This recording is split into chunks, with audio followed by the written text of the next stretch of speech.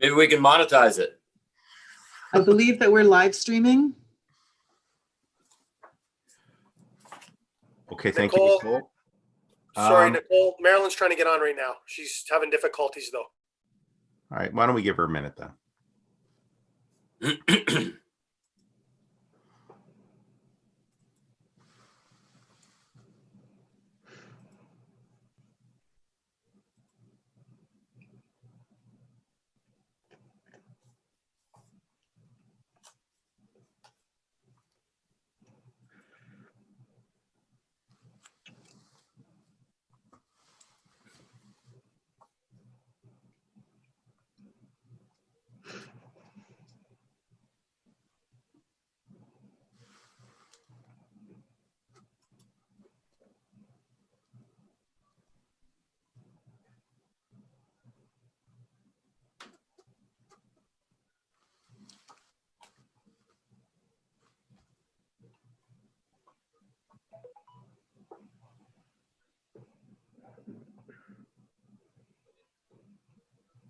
Is this actually how you get people with political leanings to be quiet?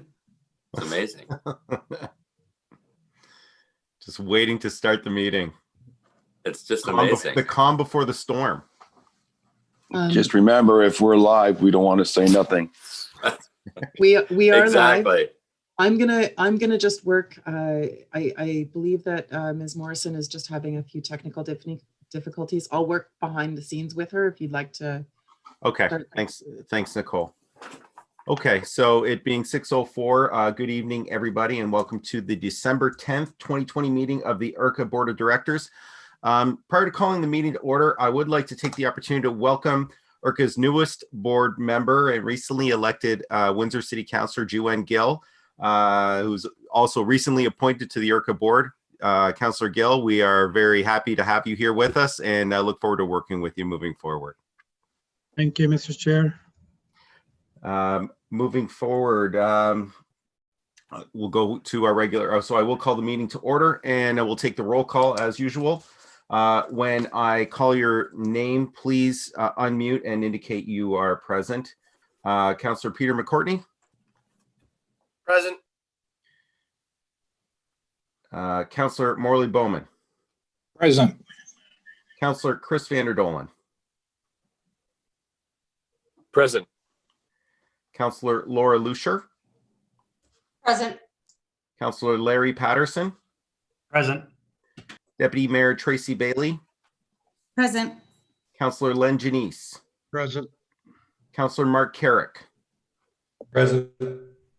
Councillor Sue DeJarla. Present. Deputy Mayor Larry Verbeke. Present. Councillor Dane Malik. Present. Deputy Mayor Joe Bicchetti. Present. Councillor Tanya Jobin. Present. Councillor Ju-En Gill. Present. Councillor Jim Morrison. I'm here. Thank you. And Councillor Ed Sleeman. Present. And whenever Ms. Morrison does join us, I will note that in the minutes or for the purpose of the minutes. Thank you, everyone. I'd like to begin by acknowledging that that this land is the traditional territory of the Three Fires Confederacy of First Nations, comprised of the Ojibwe, the Odawa, and the Potawatomi peoples.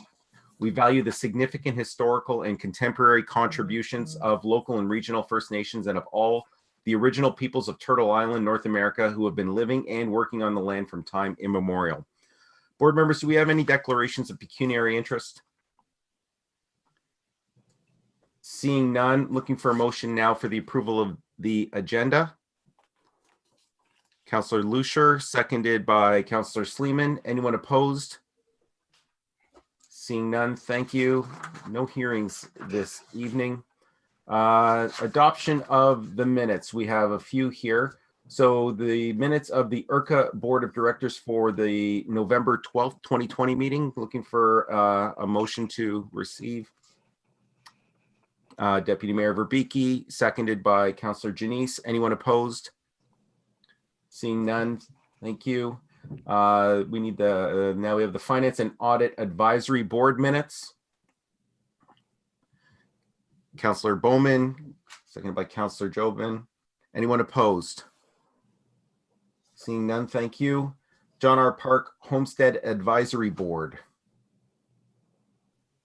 Looking for a motion, Councillor Desjarlais, Councillor Patterson. Anyone opposed? Seeing none, thank you. And that the minutes of the September 28th Conservation Ontario Council Annual General Meeting be received as well.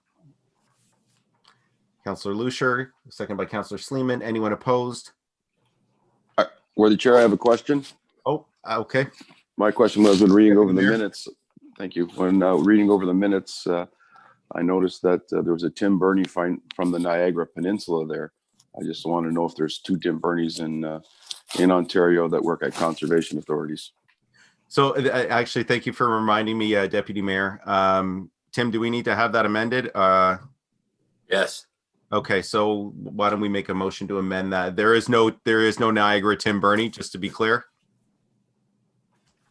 I guess not. So we'll ask that the minutes be amended to reflect Mr. Burney is in fact from the ERCA board and not the or from the Essex Region Conservation Authority and not the Niagara Conservation Authority. Anyone opposed? Seeing none, thank you. Okay, do we have any business members from the previous meeting that a previous meeting that anyone would like to raise? Okay, thank you. Seeing none, a few announcements this evening. The Pesh Island construction project is continuing in partnership with the City of Windsor. 4 large rock reefs are being constructed by barge to reduce erosion and provide fish habitat. So, Councillor Gill, that's a ERCA project in your ward. So I'm sure you're very happy to hear about that at your first meeting. The next phase of invasive species removal at the Spring Garden Natural Area will begin in January to maintain the ecological integrity of this important natural area. And since we last met, we have been in continuous consultation with Conservation Ontario and its policy experts to better understand the impacts of the proposed amendments to the Conservation Authorities Act within Bill 229. The bill was passed in the Ontario legislature just this week, December 8th. Mr. Burney does have some high-level overview of what's in the bill as it's been passed. So, Mr. Burney. Thank you, Chair, and through you, Chair. I've had the opportunity to have ongoing dialogue with representatives of Conservation Ontario in response to additional amendments that were put forward associated with Bill 229. There are some significant changes that we are going to have to respond to. There are going to be some significant challenges that we face with these changes. Some of these challenges relate back to identification of mandated, non-mandated work, municipally funded work, and other. There are some changes that will benefit processes with respect to compliance models, stop work orders, and a couple of other things that were looked for. There are some concern with some amendments as it relates to our role through the planning process and the Planning Act. Some of these changes still we are awaiting implementing regulations from the province to what was put through for the act. There is going to be some costs associated with meeting these changes. We have a transitional period through 2021 budget season to assess what those costs may be, and we'll be reporting back to the board our findings. And those findings, I think, will be reported back to the board as soon as we assimilate enough and can actually advise the board on what those findings are. But there are going to be some significant challenges with this, but we're going to have to respond to the instruction of the government with respect to that act and with respect to our move forward position. Thank you, Mr. Chair.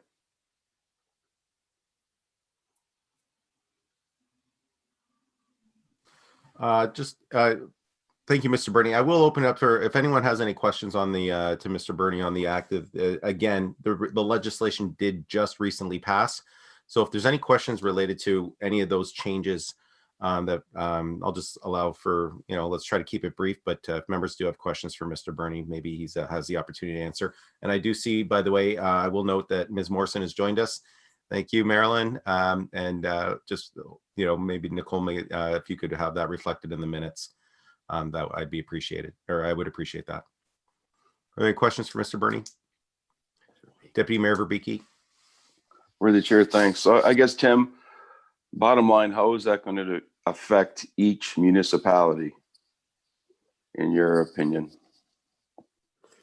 The mechanism by which the authority historically has done its business through levy apportionment, that is still established within the Act, but it's established for specific named instruments that fall within the realm of the identified mandate. Things that fall outside the realm of that identified mandate will be on agreements, letters of understanding or memorandums of understanding with the municipalities. That is a challenging business model to offer watershed-based programming. But that is going to be the challenge that we're faced with dealing, and we have to assess what that is and what those costs are. There shouldn't be any additional costs. It's just the apportionment of involvement in certain programs will have to be negotiated with our member municipalities. And the problem is going to be in any kind of a negotiated process for this, it's going to be win, lose, or draw. And it's going to be a business model. It should always be based on population, and our levy model is based on population and CBA. Our approach to municipalities for program offering is still going to be based on that model. But for some of these other actions and some of these other activities that we've historically been engaged in, that will be the subject of agreements that has to be struck with member municipalities in the watershed. So I really, to try and answer that question directly, Larry, I have no way of saying what that is other than we await the regulations to actually implement the Act, and we'll have to respond accordingly. And through 221, we're going to be advising the member municipalities of what we are finding, and because in fairness, people need to have, and municipalities need to have, advance notice for budgeting purposes for these programs that they wish to participate in. Great. Thanks a lot, sir. Thank you. Any other questions for Mr. Burney with respect to Bill 229? Councilor Morrison. Unmute. Thank you very much, Mr. Chair. And I guess at this stage of the game, I'm not looking for specifics, but when I look at development in the city of Windsor, and my ward has wetlands and woodlots, and I know the chair, his ward has areas that are being looked at as well. Can you give me just a little overview of how development will move, and are they able to bypass certain things that I'm hoping we can't bypass? Usually there's ERCA gets involved, the Ministry of Natural Resources gets involved, our planners get involved. It feels like we're going to bypass the ERCA involvement. I don't know if that's accurate, and maybe you can just shed some light on that. Thank you. Until we are actually provided the specifics in regulation of those changes, much of that is rhetoric. Now, there is a grave concern, though, that our opportunity to appeal as a public body has been removed by an amendment. Without the capability for this board and its staff to secure your planning comments are being accepted by whatever affected municipality or development, that express concern can be bypassed. That sets up a problem. Then if it is bypassed in the Planning Act, then all the work lands in the regulatory regime. You should never try to do planning through permits. You should never try to do planning through a final step in a development stage. And developers, in fairness to developers, they need to know upfront through the planning process what hurdles they may be encountering. And if again, you lose a weapon in your arsenal if you don't have the opportunity to appeal. And are some of those comments put forward in the planning process going to be taken seriously? Is it going to be given, due course in a review process or not? If that's bypassed, then you end up into a regulatory difficult, challenging situation, and then denying permits and what have you that shouldn't be considered to be denied because the concern should have been addressed through the planning process. But I don't know, and again, it's those things that can create the concern because it's still an unknown. And hopefully we have the opportunity to work with the province to formulate regulations to implement this act. If we don't have the opportunity to work with the province to formulate regulations, then that's shame on them. But we are, again, in Bill 108, we had the opportunity to sit down with the province and work through some of these issues. And Bill 108 contained the provisions that we were accepting at that point in time. And the government chose to move ahead with Bill 229 that eradicated Bill 108. So we're going to need to respond to what actions we face, but hopefully we have an opportunity collectively, municipalities and conservation authorities, to work with the province on formulating those regulations. And that's our hope. Thank you very much. And I know, the mayor of the city of Windsor has made some comments, and I'm just concerned that, we're going to bypass some of things that would seem prudent. And it's just, and I guess piggybacking on that, some of the comments have been that we've been holding up developments. And I know we've talked at our previous meeting where we're hiring additional people to try to stay within the time parameters. Do you feel that, one, that is the reason that they're pushing forward, that we've been holding up permits? And second, the hiring, is that still justified, and would that maybe alleviate some concerns? May I, Mr. Chair? Please proceed. Thank you, Mr. Chair. The most important thing that all our member municipalities can ensure that they have in place is an updated official plan. And the municipalities have the responsibility to ensure their official plan under zoning bylaw is current with the current PPS. If municipal planning documents contain concerns of agencies such as ours, in appropriate planning documents, our job gets to be easy. The City of Windsor's official plan is out of date.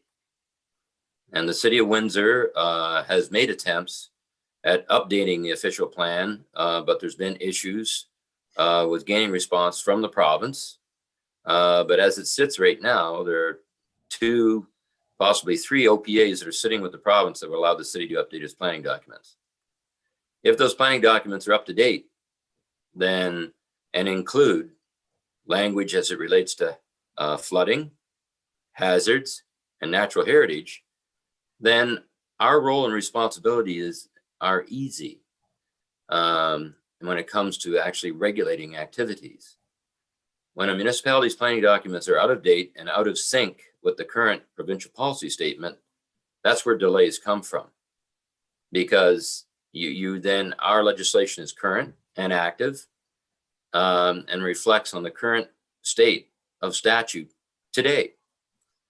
if municipal planning documents are out of sync with the current OP or current PPS, then you start running into this problem of, well, the designations don't reflect current PPS, or the implementing zoning bylaw is out of step with the current PPS. And then that creates problems and acrimony and delays. To directly answer your question, our staff complement and reinforcing and supplementing our staff complement in planning and regs will help with turnaround times.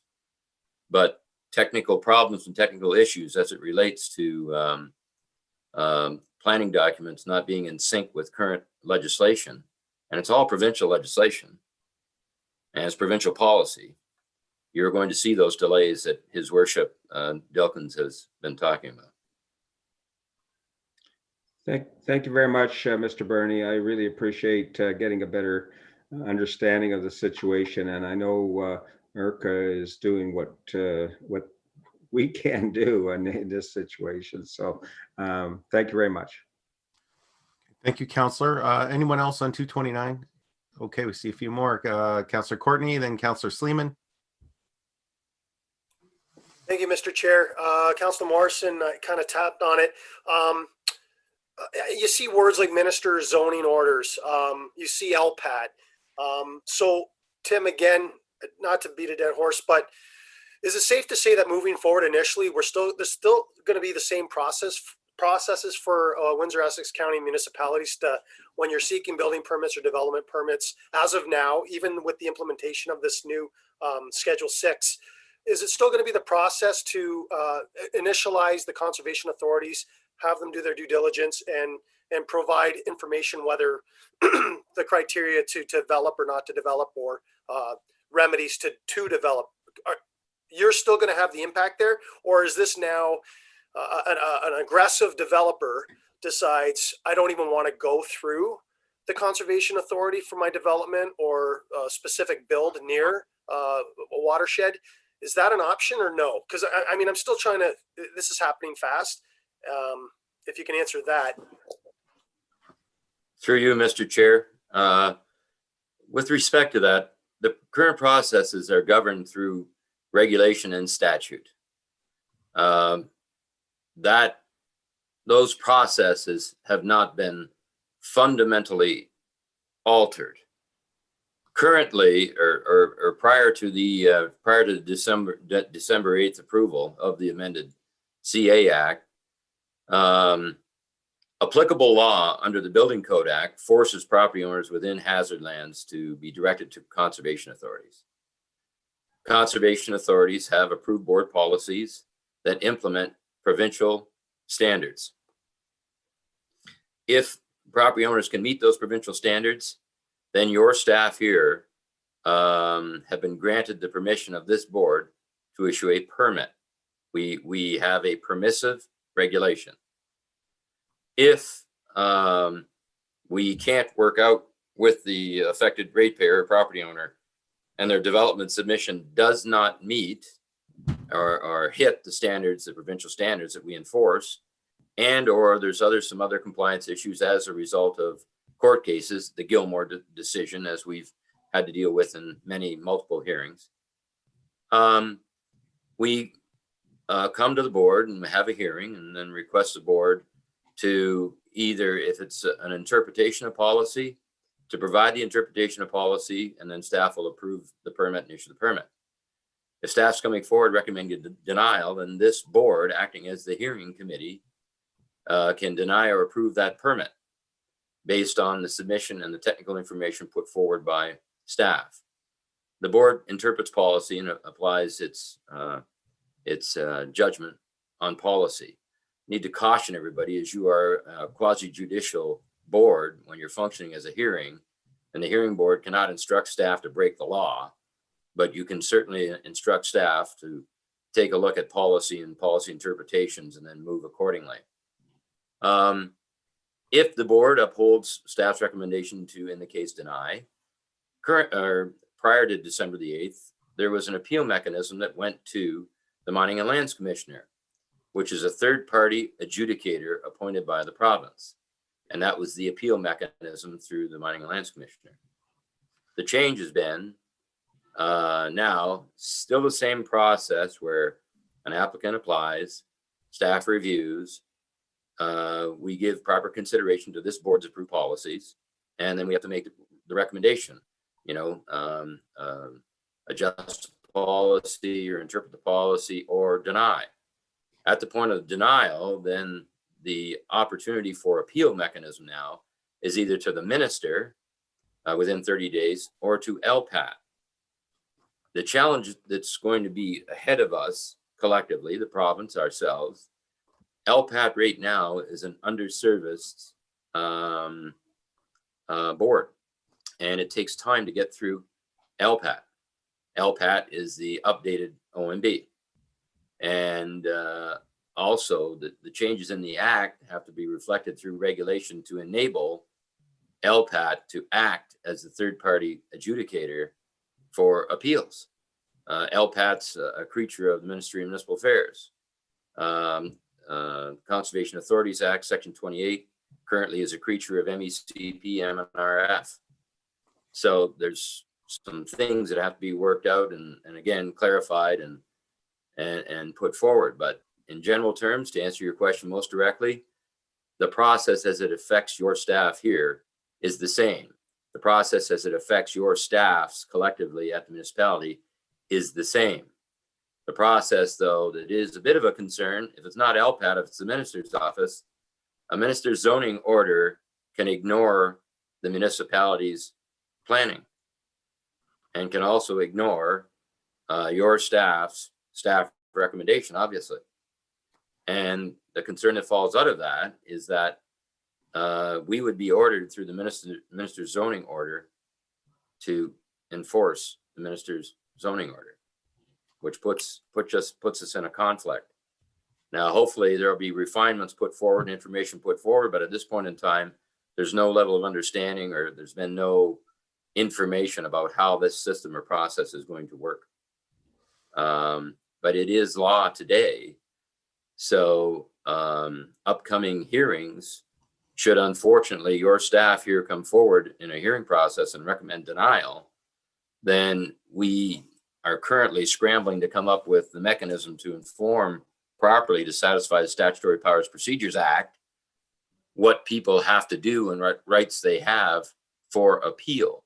And that's part of our process to go through our process.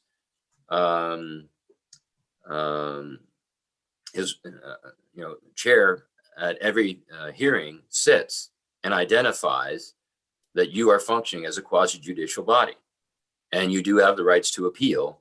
And the language was the Mining and Lands Commissioner. Well, that's now changed. And that change has not fully understood or has been adequately articulated at this time. So we're waiting that. One final question. So the OP, and Tim, you and I have had a couple sidebars about it. You said that municipalities actually have a lot more jurisdiction and control over official planning than even the Conservation Authority, because you're tied to the provincial legislation that you can apply to our area. And you just referenced the City of Windsor's outdated. I know that ours is going to be coming up we're already, think, a year past. Is there anything that we can do as an authority to have you and staff been able to, I know you've been understaffed and overworked, looked at the OPs in our area, Windsor, Essex County, specifically to tighten up the language, the policies, create a more continuity and a consistency, that all the CAs and municipalities, it's kind of lock, stock, and barrel. Everything's kind of aligned, and there's a format that everyone follows for development when it goes from planning to permits to, is there anything that we can do to become more uniform in strength and numbers, obviously? Again, just based on your referencing that the City of Windsor is outdated, what can we do as councillors on our own for our towns? What can we do with our OPs or to help the process of allowing conservation authorities that specific to certain areas, which we specialize, your authority, your crew specializes in our area. You know exactly what we've got as, endangered species and watersheds and what we're dealing with specifically. Niagara wouldn't know what is happening in Windsor, Essex County. So again, is there anything that we can do with OPs? You referenced it. That's why I'm asking. Through you, Mr. Chair. We are actively working with all member municipalities on updating the official plans to satisfy the current provincial policy. And the current provincial policy is dated 2020. And I'll have Nicole forward direct to all the members the current provincial policy, and specific to that is 3.1, which identifies natural hazards. And we are working with all municipalities that are actively updating their official plans. And it is a daunting task, to embark on. To defend our Windsor member and our Windsor members, and specifically their planning department, I did say that there are OPAs sitting with the province right now that the province has failed to act on. Notwithstanding, the municipality is ultimately responsible to ensure it is updating its planning documents to current PPS. So, there's a twofold problem with our largest member municipality there. All other rural municipalities and Pelee Island are active right now at this point in time, updating their OPs. We're working very closely with Kingsville and Leamington specifically right now. We've started to work with Amherstburg. Lakeshore and Tecumseh are active, and Lakeshore was proposing on having their OP brought forward, but there was been some issues and challenges arise as a result of, again, high lake levels and some ongoing shoreline management studies. So it is critical that you as the electorate encourage and require your planning departments to update those planning documents to match PPS, current PPS, and that being 2020. Thank you, Tim. Thank you, Mr. Chair. Thank you, Councillor. Any further questions? Councillor Sleeman, I think you had a question.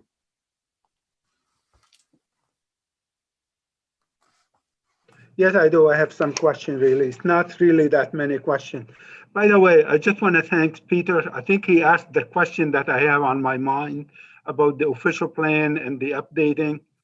And my question to Mr. Burney, many years ago, I recall, I think we got some kind of information to the City of Windsor that the City of Windsor official plan need to be updated. And I understand the updated then. Now, a few years later, how often we're supposed to be updating it? Every time the provincial policy statement changes, municipalities throughout Ontario, they have to update their official plan. But how the city would know? How could we be on top of it? Is it we need some kind of direction from ERCA, or it'll be the planning department at any city would be aware of it and the start on the updating? Through you, Mr. Chair. The requirements for a municipality to maintain its planning documents as current is entrenched through the Planning Act. Every 5 years, a municipality is responsible to undertake and complete a review to ensure that the municipality is current with the current official plan. What happens during that half decade or that 5-year period is all kinds of things at the provincial level, possibly down through the federal level to the provincial level, that we collectively have to respond to. Updated mapping with respect to wetlands, updated hazard assessments, updated modeling. And the mechanism to ensure our ratepayers are informed is not by your conservation authority, it's by the municipality's planning department. And it's municipalities' planning documents that ensure that your ratepayers are informed. And it's unfair for municipalities to send uninformed property owners into the conservation authority to try and get a permit when they're fully apprised of the situation that their planning documents are out of sync with the PPS. It sets up a controversy, and it sets up an inappropriate process with your staff here, where we have no choice but to quote what the regulations say in the areas that are affected. Well, if the regulations are significant enough and the hazard is significant enough, and the PPS says that the municipality is supposed to identify that, well, the mechanism to do that is through the OP and the OP updates. Now, it's not unusual for larger urbanized municipalities to go through significant OPAs, official plan amendments, to attempt to bring their comprehensive plan up to the changes that are brought forward in a PPS. But that's every 5 years. That is mandated by the Ministry of Municipal Affairs. But the Ministry of Municipal Affairs is the ministry that should be enforcing that. We are happy to work with, and we have a delegated authority through the province to advise municipalities on hazards. And we are attempting to do that. But if the municipality's official plan implementing zoning bylaw are that far out of date, it just creates acrimony. It just creates divisiveness in how we're having to review planning documents. So, Mr. Bernie, is it possible sometimes we get complained, they would say ERCA is holding on our application, they're not processing. Is it possibly could be because maybe some official plan haven't been updated and you try to work with the municipality and you're getting nowhere? Is it possible? through you, Mr. Chair, that does happen. And it's happened in several occasions within the city. Okay. Notwithstanding, even with a perfectly functioning plan, an official plan that is up to date, we are always going to be faced with challenges. And the type of resource that we are managing, the situations that we are dealing with in the field, do not lend themselves to be immediately rectified, especially when we've got significant flooding resulting on some of the epic lake levels that we've been managing for the last or attempting to respond to for the last 6 years. Our development and our areas that we've developed historically many of them are in damage centers, and to attempt to get older existing homes adequately protected is a daunting challenge. But the best step that we could collectively take as a board and as member municipalities of this board is ensure that our planning documents are fully up to speed. Tim, thank you so much. Thank you, Mr. Chair. Thank you, Councillor. Any other questions to Tim on Bill 229? Seeing none. Thank you. That was an interesting discussion. Okay. Moving on, we have presentations. Excuse me. The climate change adaptation strategies, forest conservation, tree planting decisions. Claire Sanders and Robert Davies are here with us this evening to enlighten us. Ms. Sanders, Mr. Davies. Thank you so much, Mr. Chair, and through you, and good evening, everyone. Can you hear me okay? Great. And can you see my screen okay? Terrific. Okay, so the Windsor Essex Climate Change Collaborative is composed of a number of sector-based implementation teams. And over the last several months, I've been exploring existing sector frameworks to define the scope of assessments required for each one of these sectors in order to identify vulnerabilities and likely impacts resulting from climate change projections in each sector to inform action. So this evening, Rob Davies and I will be presenting some of the work we've been undertaking to ensure the future health of our forests and broader ecosystems. And I'm going to try to keep it short and let Rob really talk about the guts of this, some of the work that we're doing. But it's hard because I think we're both very passionate about it and very excited about it. So forests, whether large or small, woodlots or urban forests, really play an important role in both mitigating climate change and helping us to adapt to climate change. We know that, we've been hearing that for many years. We also know that we don't have enough trees in this region. So the work that we're doing, I think is particularly critical in this region. And also really critical, we hear this all the time, but Windsor Essex is a special place. We all know that. But we're also the southernmost point in Canada. There are no conservation authorities south of us to look to for some of this work.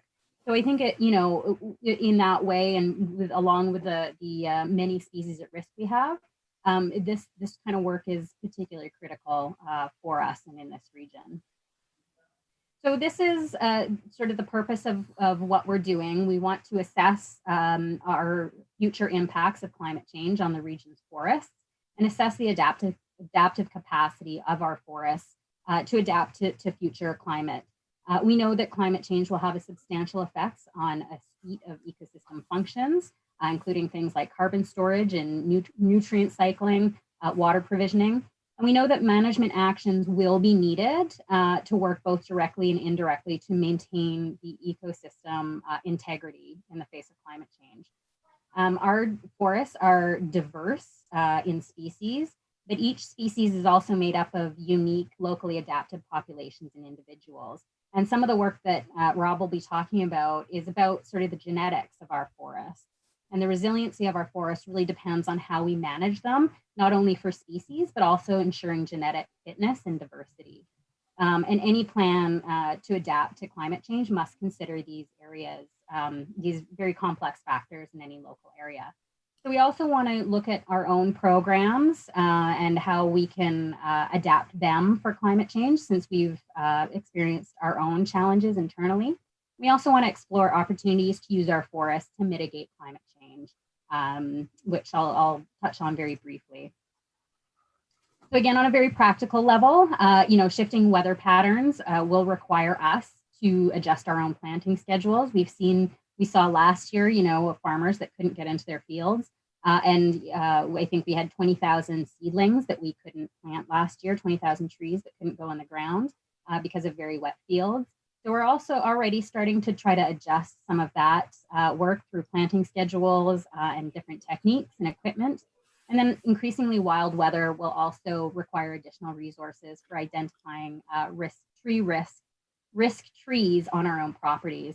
And we saw that again last year out at Holiday Beach with the little tornado or I don't know what it was, little wind thing that we had, and that took out a number of trees out at Holiday Beach as well.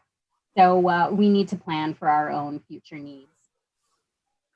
At a broader scale, we know that shifts in climate conditions are expected to outpace species migration capacity.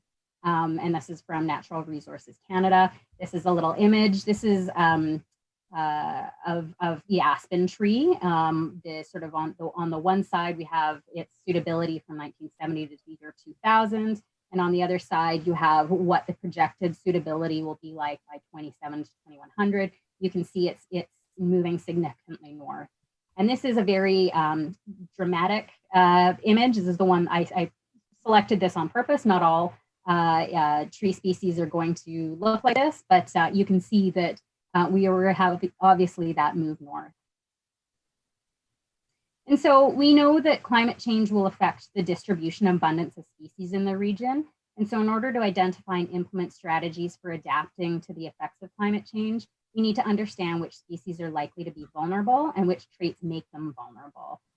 So we're currently engaged with a project out at Point Pelee National Park, which is entirely externally funded through Parks Canada. And it's focused on connecting green spaces to restore ecological function for climate change resilience, the big mouthful, and species that are particularly vulnerable to climate change. So what we want to do, this little map with dots on it, we want to identify which species are particularly vulnerable to climate change, and then essentially make adaptation plans for them within our restoration plans.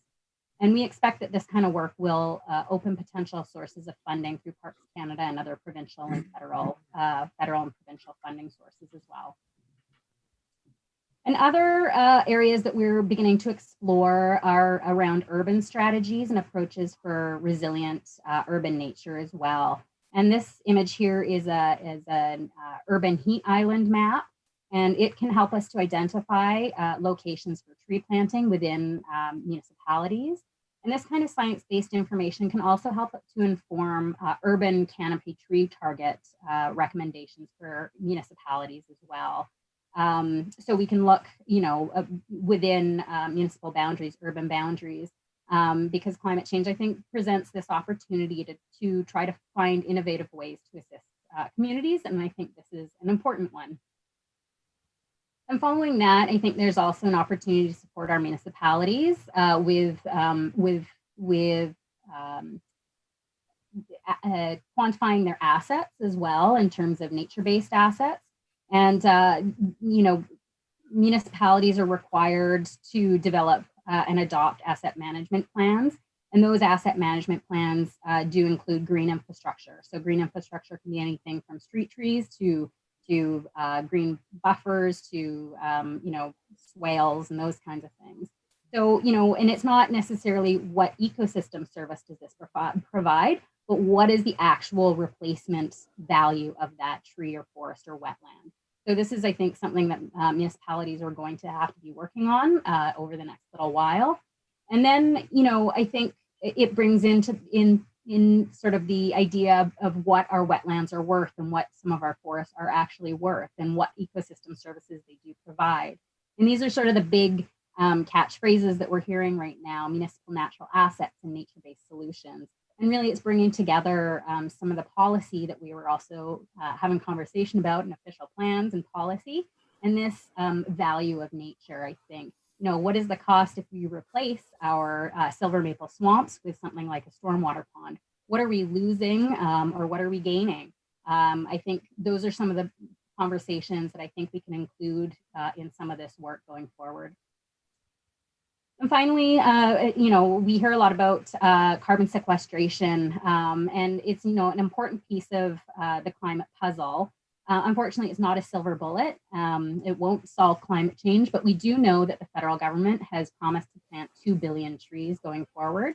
And they're also working on a carbon sequestration framework where businesses can formally offset their greenhouse gas emissions through buying carbon credits. However, in order to be able to capitalize on that, we have a lot of work to do within our own forests. And it's a bit of a long story, but we need to be able to manage our forests in order to sequester more carbon than they currently sequester. So Rob's going to talk a little bit more about that in a minute, but certainly an opportunity going forward. And then we need to take what Rob is going to present and some of these other ideas that we're working on, and we need to essentially add them into our Essex Region Natural Heritage System Strategy document, which is a County of Essex document that supports their own official plan and satisfies official plan requirements for natural heritage protection. And at the end of the day, we are thinking about implementation. How do we actually get these trees in the ground? Because that's what we really need to see.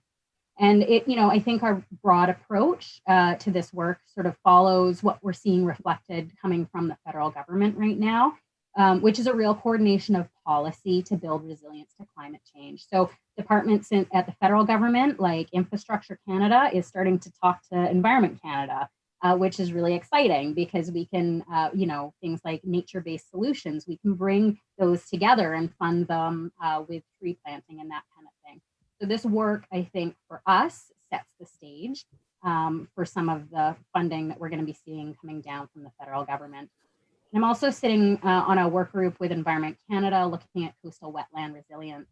And I think there's a recognition that we need to see some very transformational adaptation approaches to this kind of work as well, and looking to places like Europe and elsewhere that have been dealing with, you know, sea level rise for some time now. And again, this will open up some good funding opportunities for on the ground action. So I'm going to turn it over to Rob, who's going to tell you a little bit more about the actual trees and some of the great work that he's been doing with some local agencies or provincial agencies. Thanks, Claire. Good evening, Chair and the rest of the board. First off, before I get started, I just want to make sure that everyone can hear me okay. Tim, if you can give me a thumbs up there. All right. So we've been working with a group, the Forest Gene Conservation Association.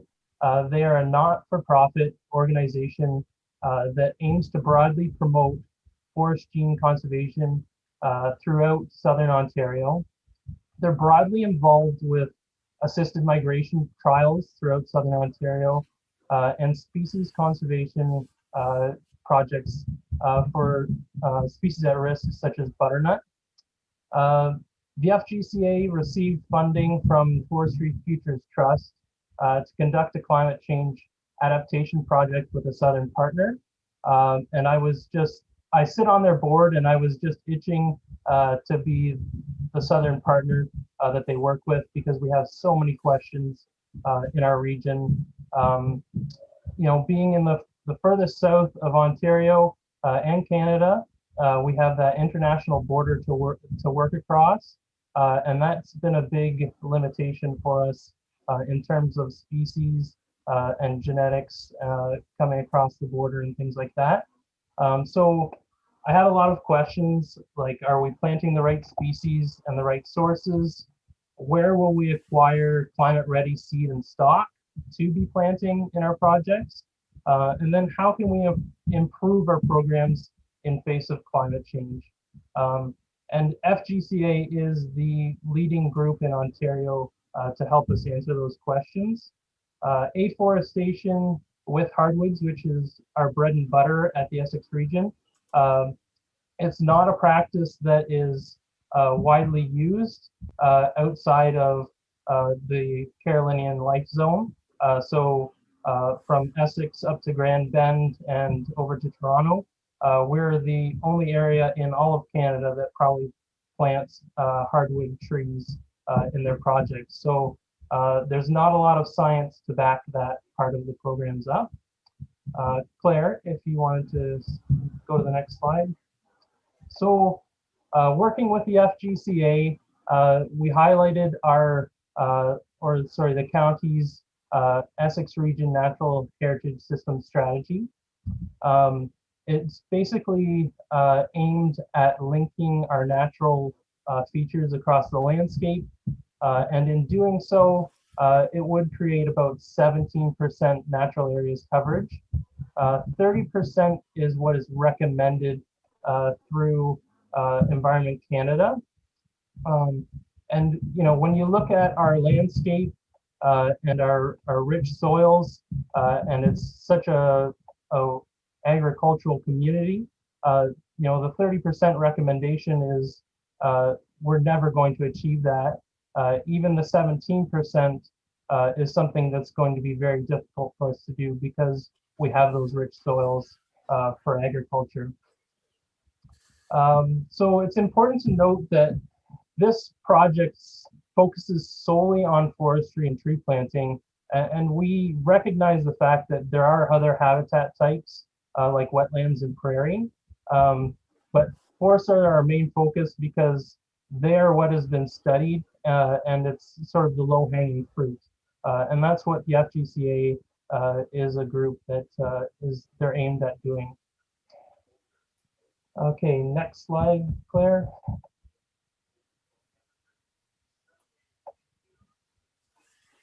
So looking at this, we're presenting to you the biggest part, I guess, of this project is that within the Essex region, because we are so far away from any forest management that takes place in Ontario, with our low natural areas coverage, there's not an active logging community in our region. And the closest loggers are, 3 hours away from us. So, having those inventories is not something that we actively have because it's not cost permitted for anyone to come down here and do that type of management for us. So what the FGCA did is they pulled information from Western Lake Erie, so Southern Ohio, and they brought together information on all the different species that have been inventoried there, and they have linked that with their ability to cope with climate change,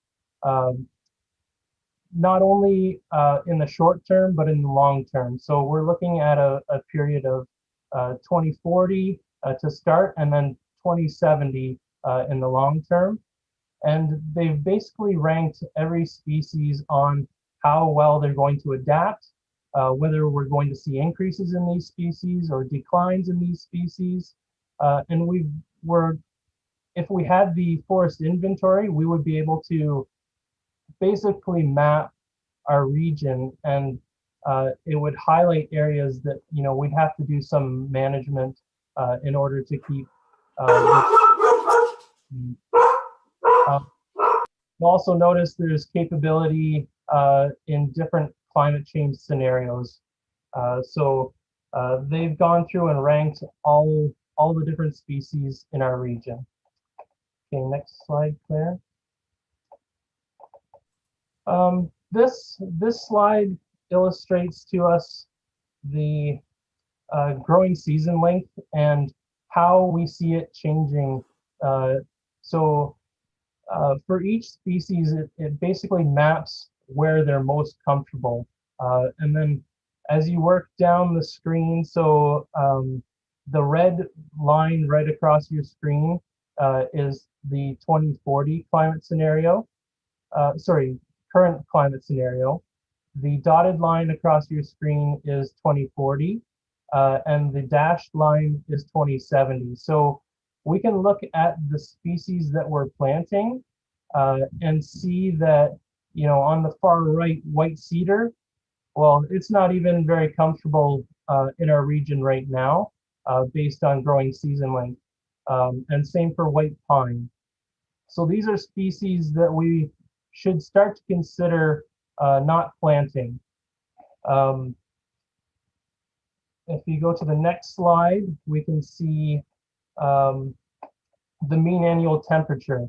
And you'll also see there's a lot more species that they had information and science on. So again, what we're seeing is these northern species are not going to fare very well, but the more southern Carolinian species are going to do just fine. They're well within their comfort zone, even right now and into 2070. Okay, next slide. This one is the minimum temperature of the coldest period. So these last three slides are giving you a sense as to some of the bigger factors in these species and how they're going to fare in the long run. And again, we're seeing the northern species aren't very comfortable even right now, and those Carolinian species are going to do just fine into the future. Next slide, Claire. This one slide illustrates what we've been planting both in 2005 and then 2016 to 2019. And it ranks each species based on their ability to cope with climate change.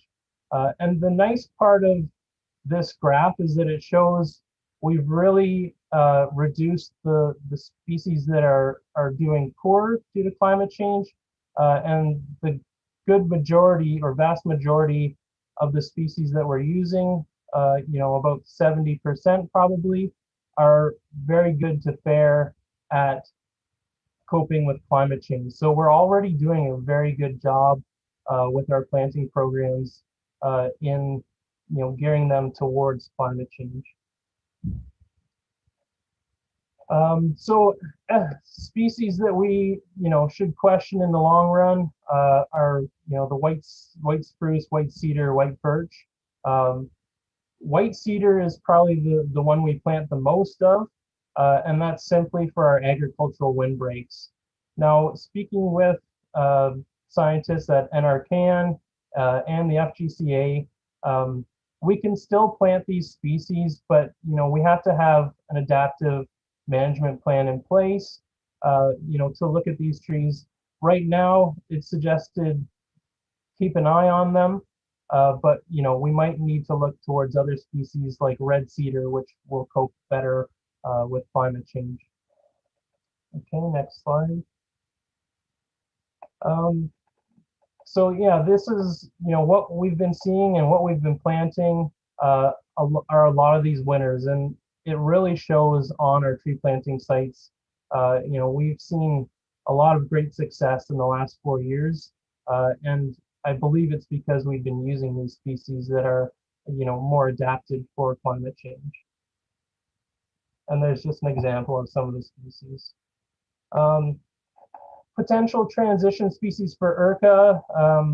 And actually, these are actually suggested more for urban forestry because they're species that, we don't typically see in the natural environment. And, we'd have to do a lot of research to ensure that, they're not going to become invasive and things like that. But, these are species that are actually already planted in our region, and they're coming from southern seed sources simply through the landscape trade. So, we can see a lot of these species already here in our urban environments, people's backyards and front lawns and things like that. So these are, potential species that municipalities can start using in the urban environment.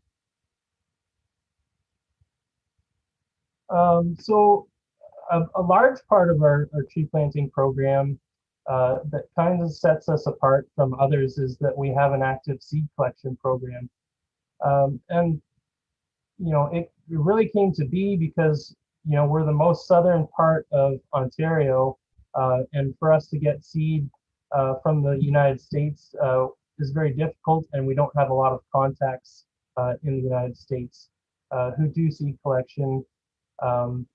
There's also a lot of phytosanitary requirements as you cross the border. If that international border wasn't there, we'd already be doing a lot of this work. Just it's really important that we have this seed from our region, because otherwise it would be coming from further north of us. In the bottom left, you'll see an image, and it shows different trees in southern Ontario from different seed sources.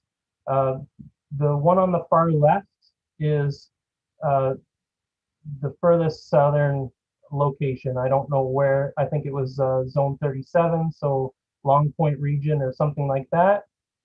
And then the shortest tree growing there was grown from up north. So, and the other seed sources in between are as you go further north. So it's actually a really good indicator to illustrate, as climate changes, these are the trees that we see growing in our region. So our climate has already changed, and we might see trees growing, in the looking more like they're not attaining their full growth. So similar to the second or third from the left trees. And if we were to do nothing by 2070, our trees may be stressed out by the climate and growing more similar to the one on the far right. So it's really important for us to adapt our programs and bring seed from southern sources.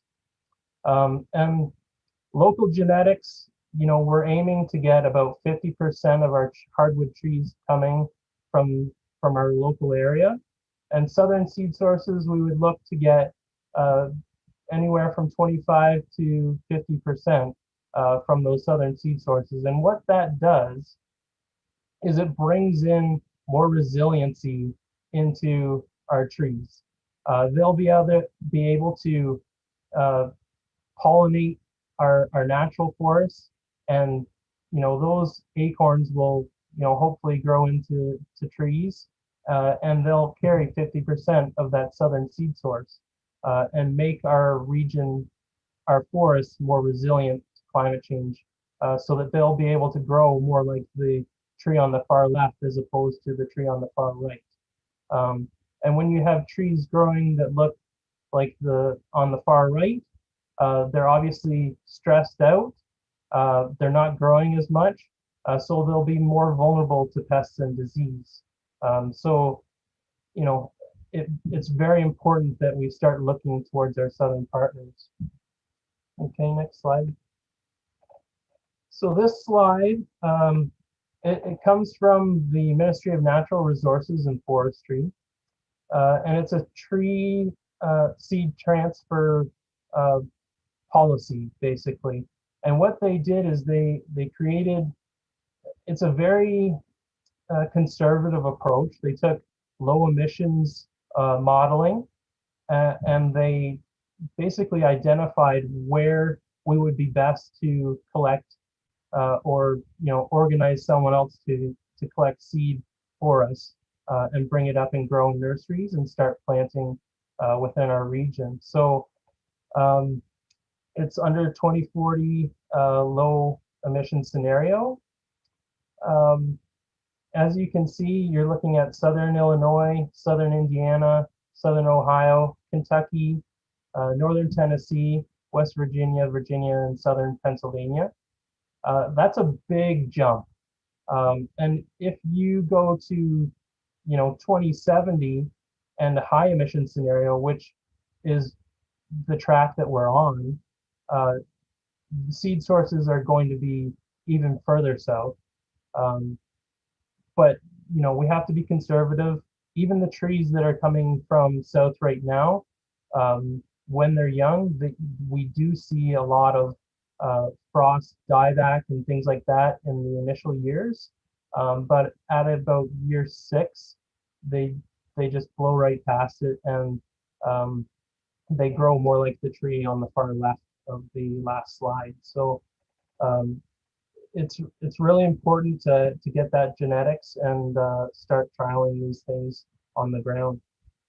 So yes, our last slide, our recommendations from this project with the Forestry Conservation Association. So as part of our Essex Region Natural Heritage System strategy to incorporate climate change and species vulnerability data.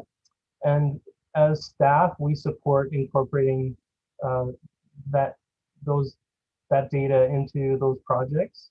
And we've already started doing that internally as we work with the FGCA. Increase forest cover and connectivity, offering consultation services to landowners. So we already continually, work increasing forest cover and connectivity, and we do consultation services with landowners. Baseline inventory data for our properties. This is probably the biggest undertaking of this project. If we had that inventory data, we would have been able to identify areas and forests of our region that would be at risk to climate change.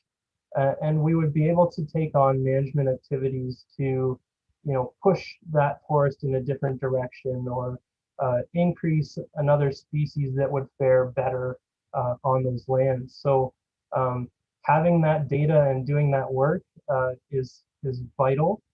And it also plays a big part as part of a carbon sequestration credit program. So that is one of the biggest stumbling blocks as part of that program as well. So, as we move forward, that's something that we should be looking to develop.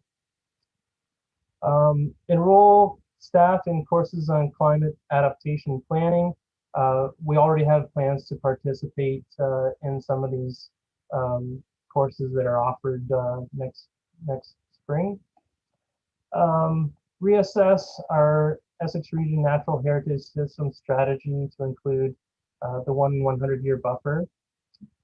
Future versions of ERNs could consider green infrastructure opportunities where it's practical.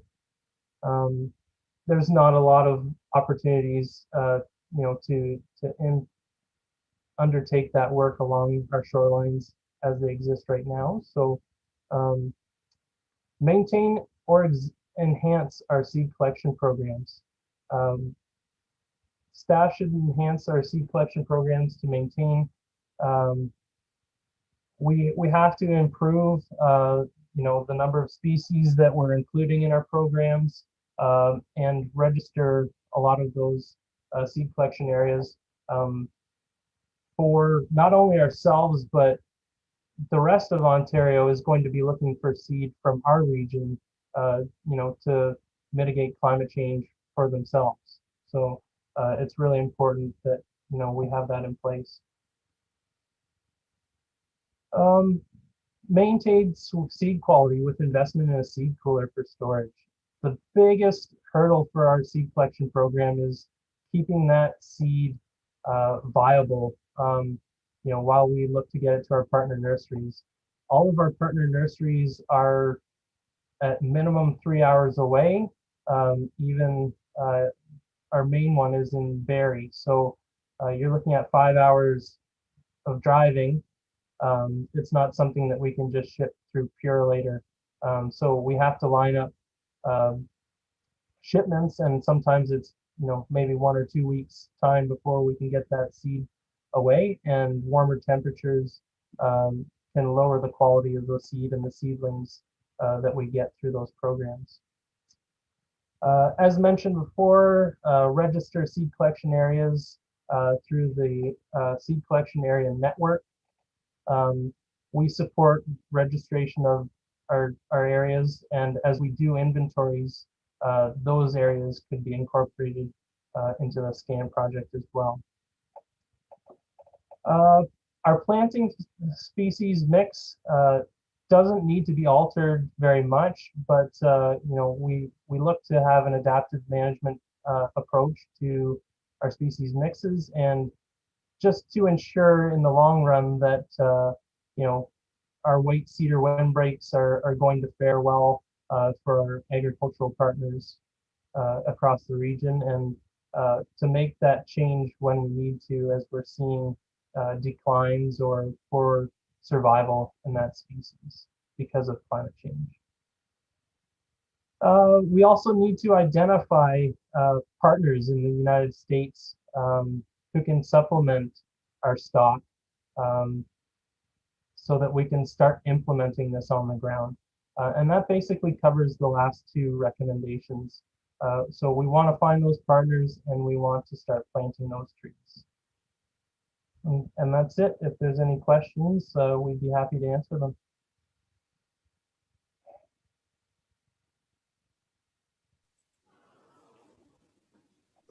Okay, thank you, Robert and Claire. Do we have, okay, I see some hands going up. Let's start with Councillor Vanderdolen, followed by, I think, Councillor Carrick had a question as well. Okay, then we'll go from there. Councillor Vanderdolen.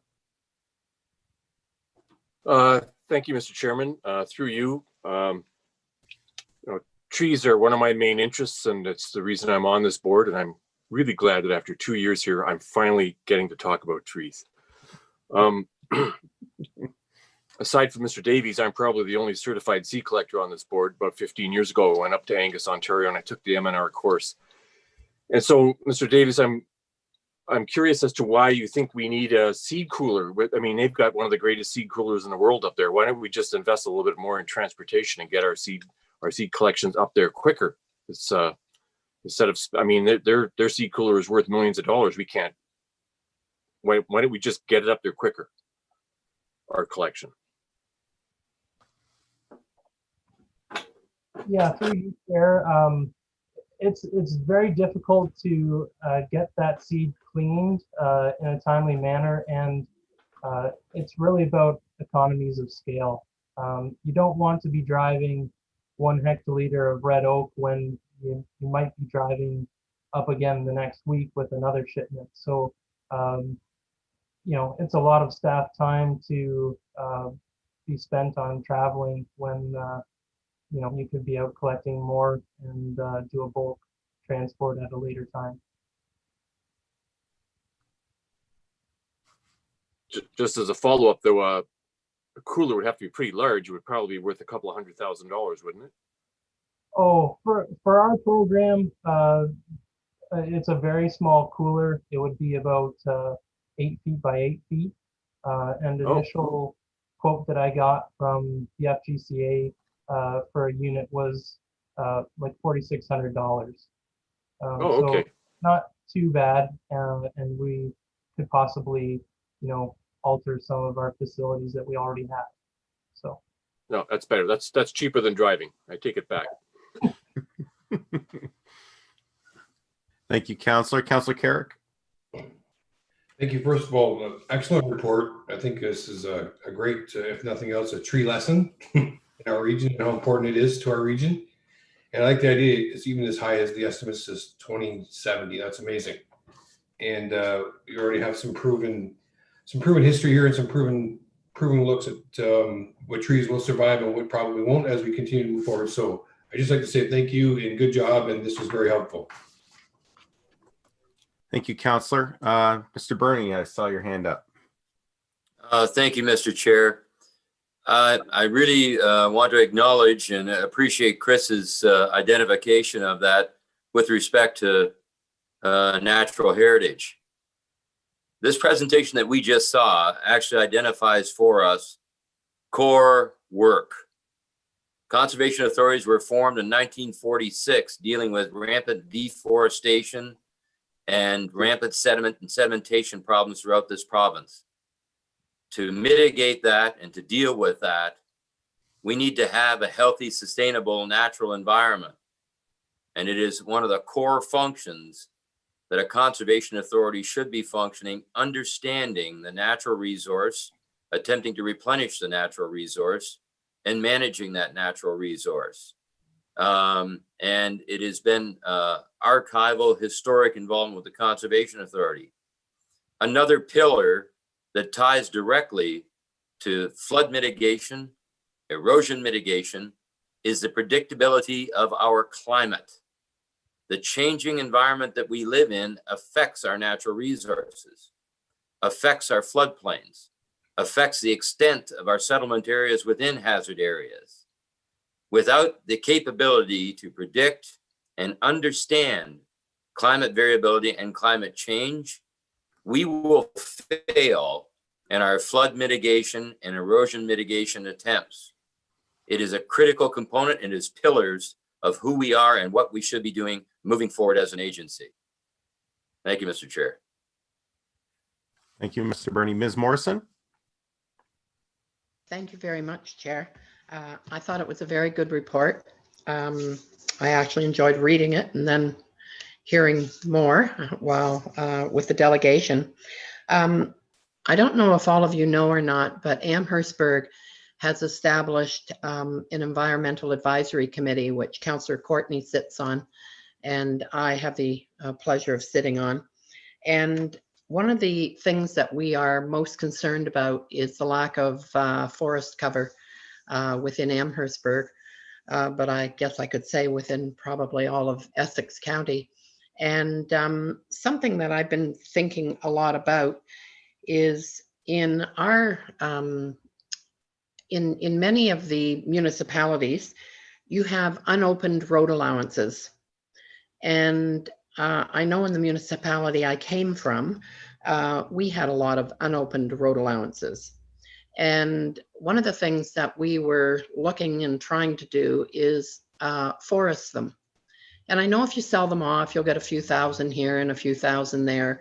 But if you really look at the advantage of planting trees on them and having them reforested, that would go a long way to what we just heard.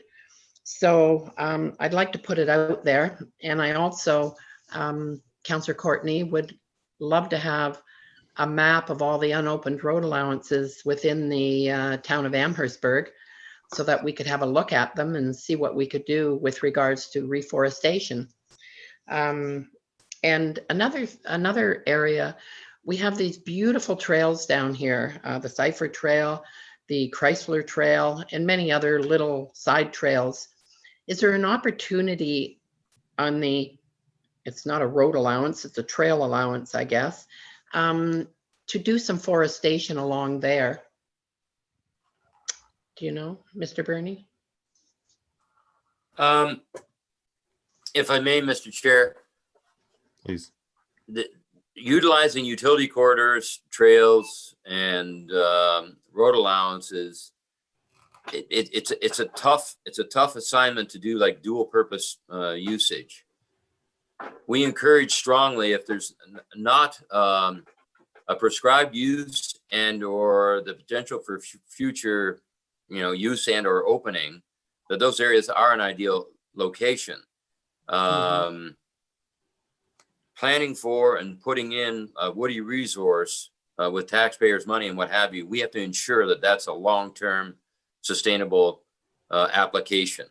Mhm. And we can pursue and look for those. And Kevin can maybe respond better. In the past, we had reached out to municipalities and through to the county to say, give consideration to some of these areas. But again, road maintenance, visual corridors, blind spots, all those things need to be factored in. We're looking at doing that. Along our corridors and our trail corridors. So we are obviously looking and always looking for the opportunity to enhance the existing natural habitat and existing natural vegetation with additional plantings. A good established windbreak helps your roads departments with actually snow and snow management in the wintertime.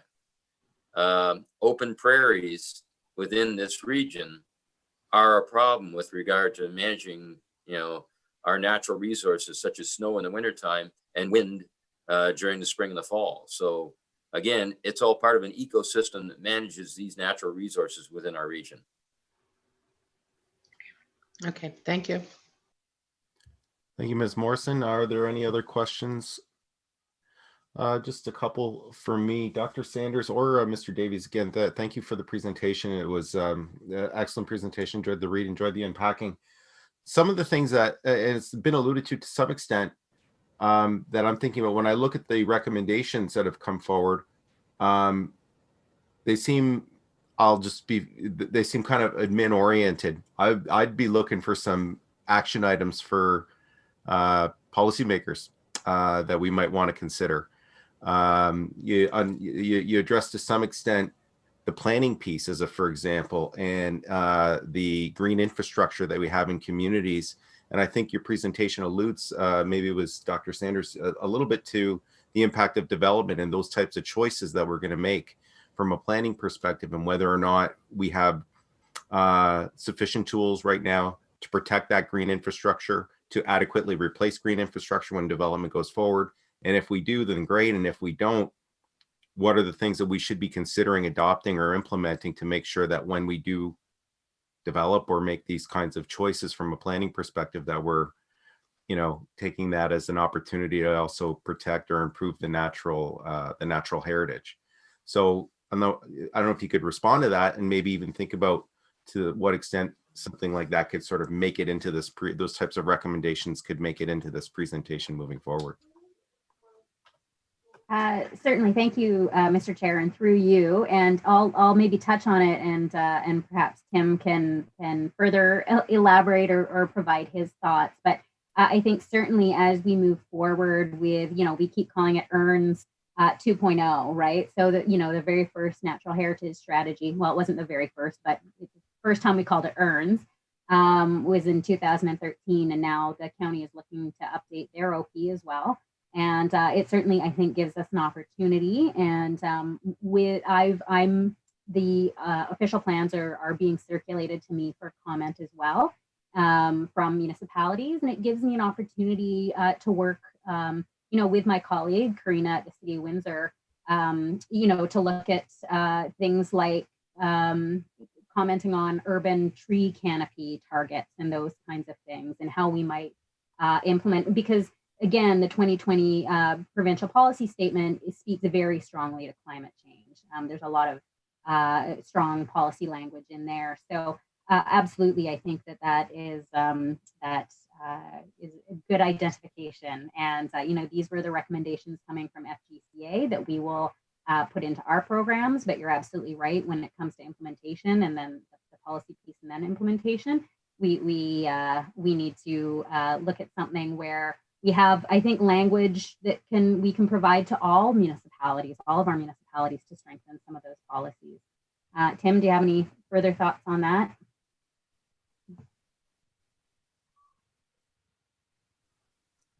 Maybe not. Thank you for that. So I guess what I'm hearing is that there's already, and that was the next question I was going to have, is to what extent is there a discussion that's happening between yourselves and the partner municipalities about this research, and where that may lead in terms of administrative recommendations that could come forward in the municipalities that we all represent. So in March, we had full intentions of hosting a very first workshop on some of this information. And it was recognized that we need to bring stakeholders along in this. You know, we can't, as usual, have a plan that sits on a shelf. We need to bring the stakeholders along with us in this. And again, climate change, I think, presents that opportunity to do this. And so, you know, we were planning to have a workshop we would have included planners and you know, forestry leads, parks and rec, in having some of these conversations to determine if, you know, urban heat islands and, you know, some of these broader conversations about what they want to see within their own communities and how we can help support that work. And of course, it was canceled with COVID. So we sort of forged ahead with some of the work. And I think we're now in a better position because we have some of these recommendations from FGCA to sit down again and now hold a virtual forum with our municipalities to try to have some of these conversations. Rob works closely with Forester at City Windsor and also Tecumseh, and, you know, Phil Roberts in Amherstburg. And so, you know, there is a network, and I think it's bringing together and providing some of this information so that it can be made into policy. Okay, Mr. Davies, do you want to add anything to that? I think Claire covered it pretty well. Okay, thanks. Just again, thank you for the great presentation. I'm glad to hear the work is sort of, it's moving outside of the beyond ERCA, the Conservation Authority. So you know, we'll just stay tuned and see where this goes. A great presentation, Mr. Burney. I'm sorry, Mr. Chair. My screen was frozen there for a minute, and Claire was addressing me. I just caught the tail end of it. Can you repeat that? I'm sorry, Claire. That's okay. I think it was just a question around policy and how, you know, the recommendations, how we can include recommendations for policy to our municipalities on some of this work, which we are going to do through EARNs and through the county official plan. But also OPs are being circulated to me internally now, so I can at least comment and try to advise on things like urban tree canopy and those kinds of things. To that point, Mr. Chair, thank you, Claire. Sorry. We are updating policy, and it ties right back into our initial discussions at the start of the meeting with respect to updating of official plans, providing those comments to our member municipalities to ensure that the updated official plans address those concerns for hazards, those concerns for flood mitigation, erosion mitigations, that ties in our concern with respect to source water protection. These things tie directly together. Our concern for natural heritage, our concern for restoration activities in the natural environment, our concern for a changing habitat responding to significant and active changes that are going on in climate variability and climate change. It's not about what's going on and can we predict it or whatever else. It is measuring the change. The change is indicating to us that we have to plan, and we have to plan ahead to account for the inevitability of some level of change. Our flat terrain, our active sedimentation that's occurring, our erosion that's occurring can be best mitigated by looking at and giving consideration for climate variability and actually encouraging everyone to plant more trees and maintain our natural environments.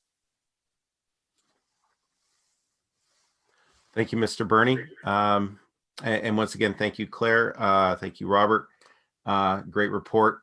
I think I'll just ask for a motion to receive, seeking direction, motion to receive Councillor Vanderdolen, seconded by Councillor Morrison. Anyone opposed? Thank you. Thank you, Claire. Thank you, Robert. Moving on. We have report BD 3920, Administrative Bylaw Procedural Amendments to Appendix 3, Procedures for Election Officers. So just a quick comment here on this report. In advance of the AGM in January, the report before you relates to the change in the process for the electronic election of chair and vice chair in an electronic meeting with specific amendments to Appendix 3 of the ERCA bylaws. There is a section here that I want to highlight. I'd like to ensure that the proposed amendment retains the requirement that in the event of multiple nominees, the voting process continues until a successful candidate is elected by more than 50% of the membership. The rewriting of the bylaw, the recommended bylaw, does not include that provision. I think it's a small clerical error, but it still is something that we would want to clean up and make sure that the electronic voting process were to remain consistent with in spirit anyway, with the process that we've had in place in order to conduct these elections. So I'd be looking, and Councillor Patterson looking for direction on that. Yes, I'd like to amend or add to it that after the word electronically, while maintaining the requirement for the nominee to be elected with 50% of the vote. Could that be added to the? Certainly, absolutely. So that let's thank you for that. Do we have a seconder for the motion? And we'll open it up to questions. Councillor Lucier. Okay, so now are there any questions, board members, about the proposed amendment or the motion along with the proposed amendment? Seeing none, I'll just call the question. Anyone opposed? No. Okay, unanimously passed. Thank you.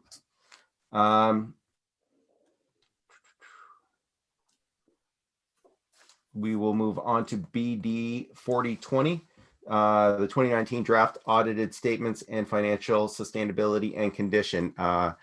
Shelley McMullen, Shelley, you're here tonight to unpack all of this for us. So Ms. McMullen, please proceed.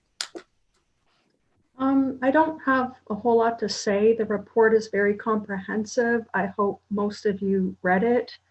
What it does say, though, is that the year ended on a very positive note in that while we expected a decrease in 2018 or a deficit, there was actually a small surplus. So by the end of the year, the accumulated surplus was in a $118,000 positive position. Also, I just want to note that in my opinion, and through my analysis, I believe that that surplus was really driven by the additional fees in watershed management services. And based on the recent report that was submitted regarding that, going forward, we won't see that effect in future financials just because we're adding more staff to deal with all of that volume, of course. I also want to note that the auditors did not report any concerns, nor did they have concerns with our internal financial controls. And one minor detail is that your committee did contribute the language to the subsequent event note on the financial statements. So other than that, I don't have anything more to say, but I will take questions. Thank you, Ms. McMullen. Board members, are there any questions on this report?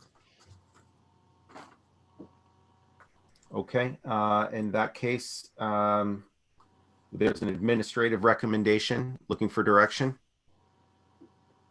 Councillor Sleeman, move the amend rec. Excuse me, Thank you. Chair, I think Mr. Gill had a question. Oh, maybe you didn't see his hand. Sorry, Councillor, please proceed. I just thank you, Chair. I just like to find out that what is the significant fee for service revenue, like how is that positively or negatively impacting in the future, or like in the second bullet point in the summary, that significant fee for the service revenue, if you can explain. Yes, through you, Mr. Chair, to Councillor Gill. So the authority has significant fee for service revenues. Most of those come from permit applications on the development side of the business. It's very difficult to predict year to year what those revenues will be. But over the past 5 years, and this is in a recent board report, we can also send you, Councillor Gill, there's been a dramatic increase in the amount of permits that people have been applying for just because of the high lake levels and conditions here in the region. So that growth in permit applications has really outpaced our ability to add staff. So we've seen this where the revenues just really unexpectedly jumped up in 2019, and we weren't anticipating that kind of increase. So that really drove the positive results, because those are really somewhat unrestricted revenues in that they support the staff function. So it is it will affect the bottom line year to year, that fluctuation, and when there's more revenues than we expect, will directly affect a positive bottom line. So it is the revenue and the permit increase from 2018 to 2019. Yes, I'm sorry. I'm sorry. You're asking if the revenues increased from 2018 to Yeah, 19? these revenues are shown as from 2000 increase in permits from 2018 to 2019. Yes, on the it's the fourth bullet on the report. It does state that those revenues increased. They exceeded budget by 144,000. So, and the budget would have been highly correlated with the previous year's revenues. Okay, thank you. Okay, board members, are there any further questions? One thing, I will make a comment here, it's our auditor spoke very, very highly of our chief financial officer, or our director of finance, excuse me, Ms. McMullen, in terms of the efficiency and the efficacy of the information that was provided. We have a very complicated financial reporting requirements and systems owing to the different revenue streams that we have, as well as the flow through dollars that we have from different agencies or different levels of government that get deployed at different times, sometimes over the course of several different fiscal years, and it's complex. But that information, again, the auditor spoke very highly about our financial reporting and us meeting those standards and far exceeding those standards, and that is directly the result of Ms. McMullen's work. So I want to thank her on behalf of the board for the work that she's done in this regard. Councillor Van der Dolen. Yes, Mr. Chair, thanks through you. Yeah, I mean, given the misfortunes that befell us this year, this is a terrific report, and you know, I hope it stands us in good stead. I'm curious, but my question is it mainly shoreline applications, or is it all overall development that resulted in this unexpected windfall of fees? Thanks. If I may, Mr. Chair, we are seeing an increase in development on all fronts, highly active, and it crosses agricultural sector, industrial sector, and private property. Predominantly driven, though, by, unfortunately, impact on our hazard areas, our damaged centers, and within our region, that touches each and every municipality from Pelee Island through to Windsor, Lakeshore, Leamington, Kingsville, everywhere. But we were seeing those upswings in development trends, but predominantly shoreline and riverine hazard areas impacted directly on by significant extended long-term high lake levels.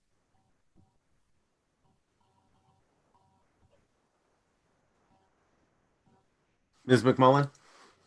Through you, Mr. Chair, if I can just offer a point of clarification that speaks to Councillor Van der Dolen's comment. These are financial statements from 2019. So 2020s won't come out until sometime in June of 2021.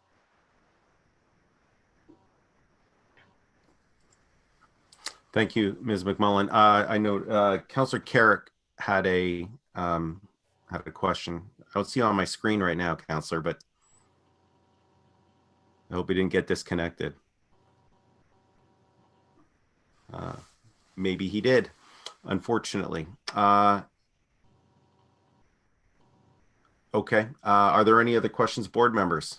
Ms. McMullen? No? Okay. In that case, there is the administrative motion, recommended motion. Looking for direction. Ms. Morrison, seconded by Councillor Sleeman. The admin recommendation.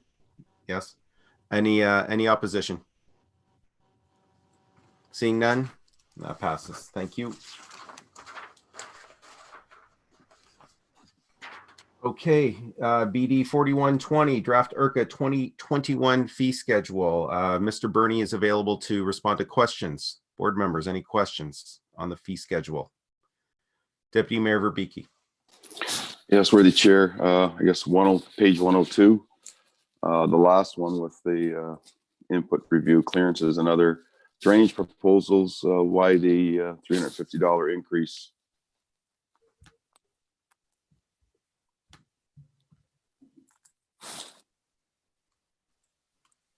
Through you, Mr. Chair.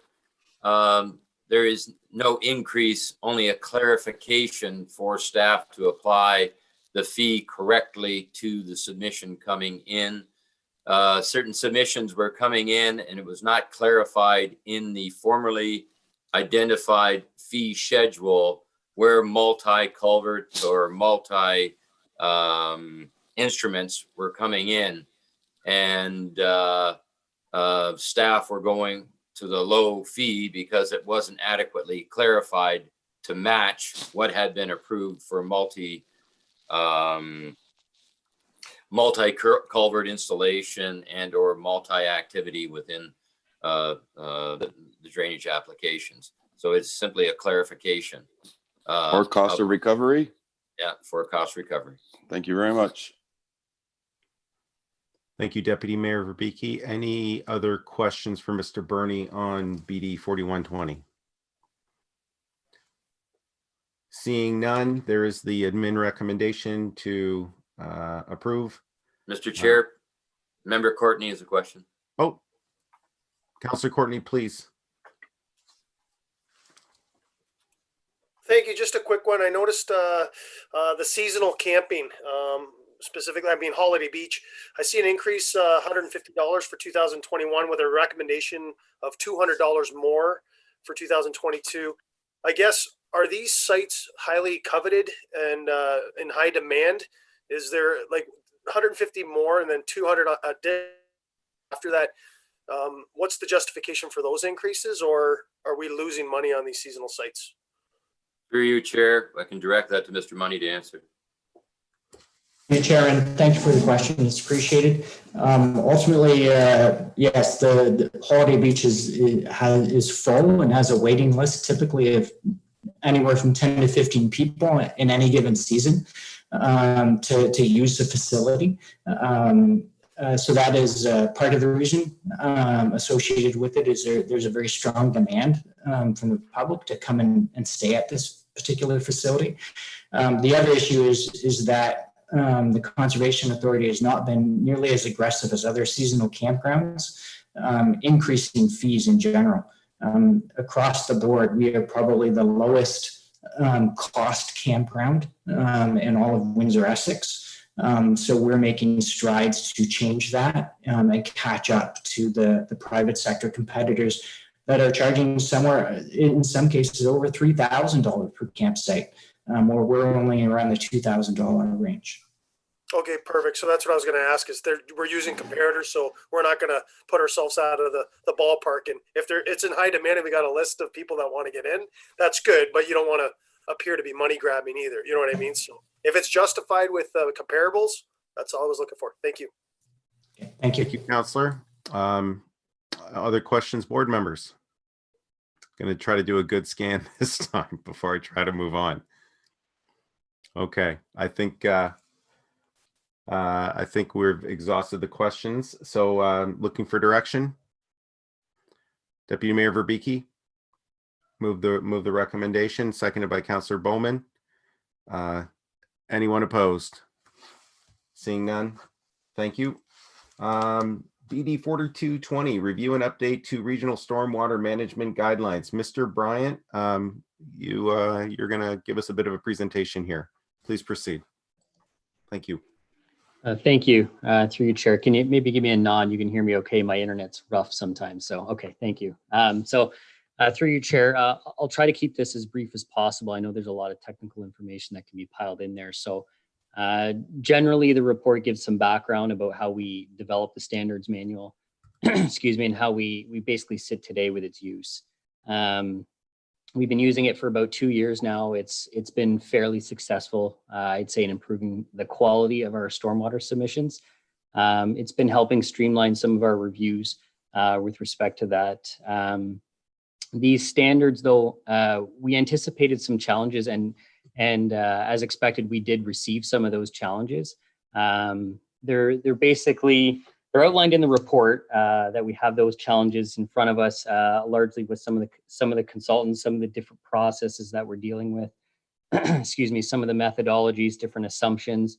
So in trying to deal with that, we've proposed some modifications and some updates to our standards manual.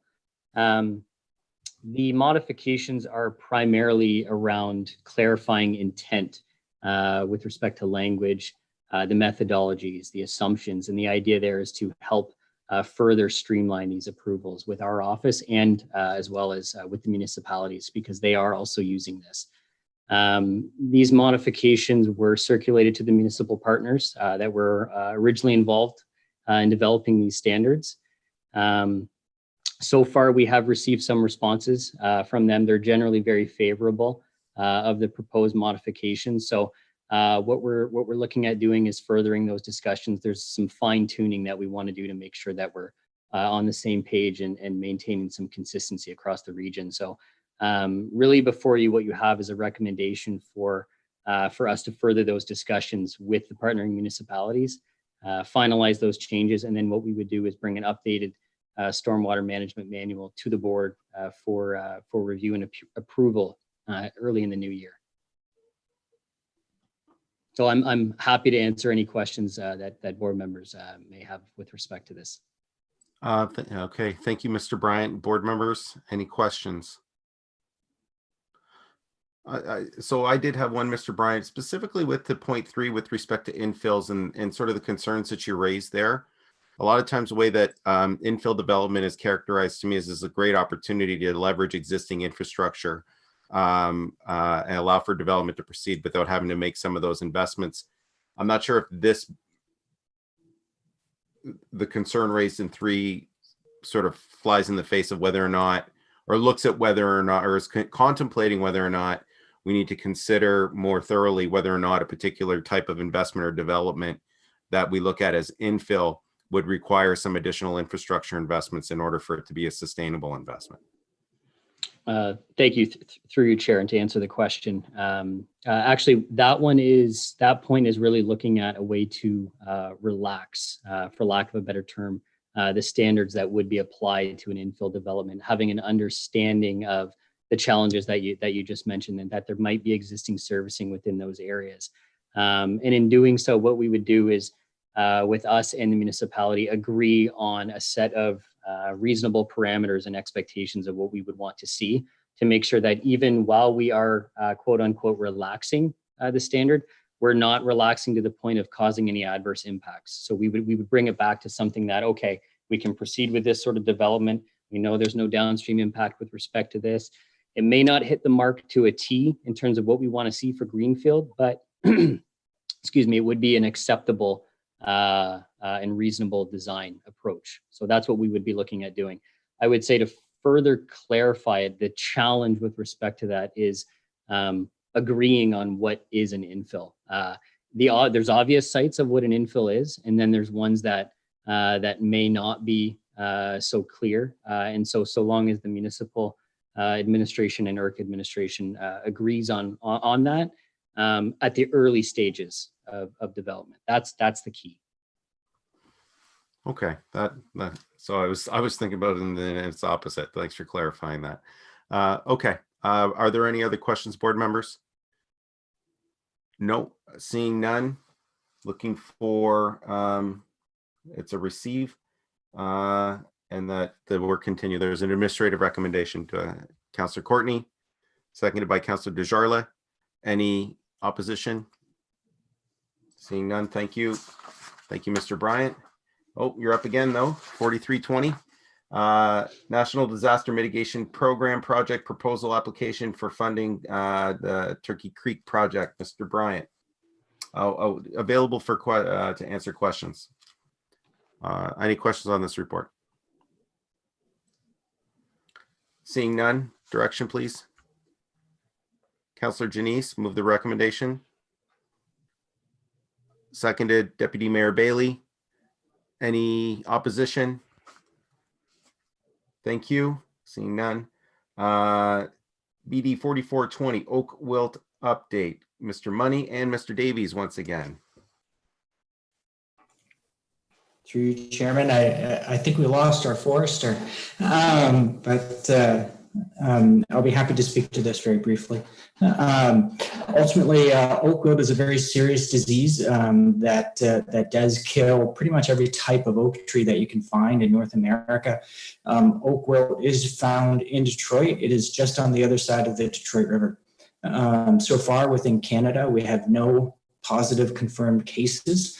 But many experts within CFIA or the Ministry of Natural Resources confirm that it's simply a matter of time before we actually find it here. Unfortunately, we continue to work very closely with the federal, provincial, and city partners to try to find it if needed. And hopefully we will catch it very early and eradicate it here in Canada. Thank you. Thank you, Mr. Money. Are there any questions, Mr. Money, on the report? Councillor Vander Dolen. Yes, thank you, Mr. Chair. I read this report with great interest. I have about 6 species of oaks, and I've noticed that I have a couple of younger red oaks that are dying, and I was wondering, what the heck is this?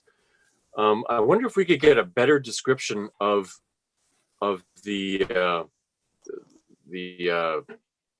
what happens to these trees when they start to get sick, so that the public is very clear on when to call. The trees I have sick, it looks like it's a leader death, which I don't think is the same thing. The report describes a leaf coloration change in the summer. But if we really want to get ahead of this, then people need to be able to identify it clearly, and we need a few more details on how we can do this.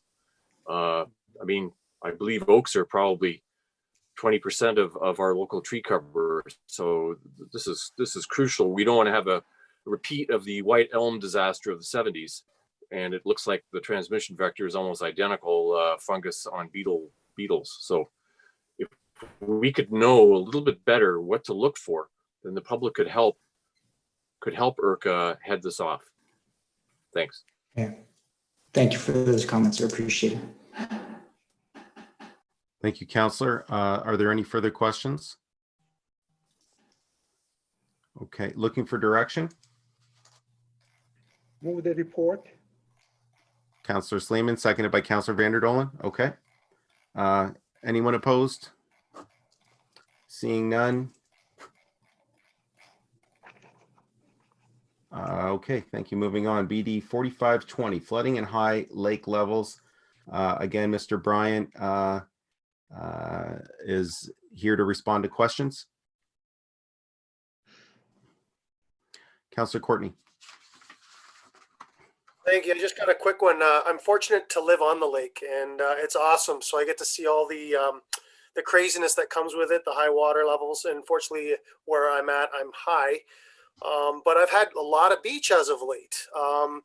And significantly, it seems like there's a significant water drop from my perspective. I know it's a bathtub, as Mr. Bernie's alluded to, so it changes on the fly based on wind direction and things like that. But it's been low for a good couple weeks anyhow now, or maybe 3 weeks, a month. So I see the anticipation of more high waters again, all the way up to including the spring of 2021. Is that again cyclical? Great Lakes things, the water filtering down from Superior down. Is that why it's still going to be projected to be high? Through you, Chair. Thanks for the question there. I think it's partially related to the cyclical nature of us coming back up through the spring, going through our normal spring thaw and our freshet. It's also related to the fact that there's still ample supply upstream of us. So those predictions, obviously they're variable. You can see that. So the higher prediction level there is, what they would call the 5% exceedance level. So that means that there's a 5% chance that we would exceed that value there. Generally, they like to show a 50% probability, which would cut those two numbers in half that you'd see on that chart there. So, but again, if you get a wet spring like we've had in 2019, we had a fairly wet spring again this year in 2020. But we were fortunate enough through the second portion of the year to have some fairly dry weather, which leads to your point of our, I'll say, significant drop in lake level from July and on. So that's why you're seeing that extra beach level right now. So yeah, basically I would say in partly due to the cyclical nature and going into spring, and then for the ample water supplies upstream of us. Is the forecast or the outlook beyond that still, like, it's cyclical? Historically, it's been cyclical. The lake levels rise, they fall. We've been in a rise. Is it still the outcast or the outlook for the next 5 years still going to be, we're going to be higher than average? Or is there any kind of, I don't know, cues that, hey, maybe we're starting to get back into the normal where you're going to see a reduction, or we might see it in a year? Through you, Chair. I would say the longer projections beyond what we've showed here in the 6 months are difficult to rely on. They're very challenging. These updates, they change on a monthly basis, sometimes on a weekly basis, depending on what we've had. And they're always using past years as comparators to evaluate the year and what we've had. So this might compare to, say, a 2010, 2014, or whatever the case may be in terms of the climate. So they hindcast some of those climate variables and say, well, what would that mean going forward from now? And that's how they get a lot of those 6 month and 1 year predictions out there. So it's hard to say. It's extremely variable. I would say right now we're still banking on having higher than normal water levels. We're way above long-term average. As you can see, we've dropped a little bit from the high point in July, but way above long-term average still. And going forward, that's kind of what we're seeing right now. So, okay, thank you very much. Thank you, Councillor. Any other questions for Mr. Bryant? Councillor Gill. So, thank you, Mr. Chair. Like, I have a concern about what mitigations they are looking into if it is rising in the future too, like. Through you, Chair. Yeah, so part of the rising is one of those things, and I'll allude back to Councillor Courtney's comment about normal and what is normal on there. And we've finished a discussion related to climate change, and we don't really know what our new normal is going to be. There's projections out there that we could be a meter higher, a meter lower, depending on what actually happens throughout that climate. So in terms of having greater levels and what type of mitigations that we can do, well, I think a lot of that comes down to some of that policy work and the OP work that we're doing and working on with our municipalities to define what those hazard lands might be, how to effectively manage them, and then other methods, say more concrete infrastructure methods in terms of infrastructure along the lake and stuff like that associated with some of the shoreline management plans. But I think in large part we have to really have a good understanding of where we want to go for policy work so that we're ahead of the game rather than trying to push off the lake and wait for it to come in. So I see Mr. Burney there wants to add something to here. So go ahead, Mr. Burney. Thank you, Mr. Chair. With respect to mitigation, within our regime, our current regime of planning policy, and within our current regime of regulatory standards, built into that is freeboards that account for variabilities, that account for vehicle-driven wake through flood-prone areas. We're fortunate in what we're finding in our most current shoreline management planning assessments the freeboard components that were originally built into our original assessments that date back into the 70s, our freeboard component is still providing that additional element or that additional buffer that satisfies the current concerns and reflects against the current lake levels. However, as we look at and have to give consideration to climate variability and climate change, we are going to have to push forward our comments through updated official plans, reflecting on upgrading regulatory standards and upgrading those freeboard components of our regulatory regime. But that is a longer term, planning process. Currently within our regulatory standards, there's a 0.3 meter freeboard in our standards. For areas in around your ward specifically, the dikes and the dikes protecting Little River dikes, which have been recently repaired by the city, and the Ganacho Trail include within protection standards exceeding that of 0.3 meter freeboard, and they're pushed up to 0.4, 0.6 meters to account for that. But again, those freeboards are not a full and or real technical assessment. It's basically, okay, here's a number. Now let's put in a safety factor to account for vehicle generated waves, boat generated waves, and or if we had a quick uprush as a result of wind setup or SAISH along the lake. So those constantly need to be reconsidered and readjusted. Thanks, Mr. Chair. Thank you, Bernie. And is there any kind of support for the residents living surrounding the high waters level? So support for the rectification or anything like for future? I'm sorry, do you mind, through you, Chair, do you mind repeating the question there? I'm sorry. I asked, I say, like, is there any support to the residents to mitigate these issues, like or recommendations from? In the through, oh, sorry, go ahead, Tim. Historically, the province had offered a program for properties that are directly facing lakes and rivers, and it was called the Shoreline Property Assistance Act. And it was a program where the province allowed municipalities some additional debt carrying capacity to forward loans to property owners, and it was paid back on their taxes for approved systems to mitigate the effect of erosion and or wave setup. Unfortunately, that program has not been continued. The act as a piece of legislation still sits in with the province. However, it's not been funded, and the municipalities haven't been replenished with that type of funding.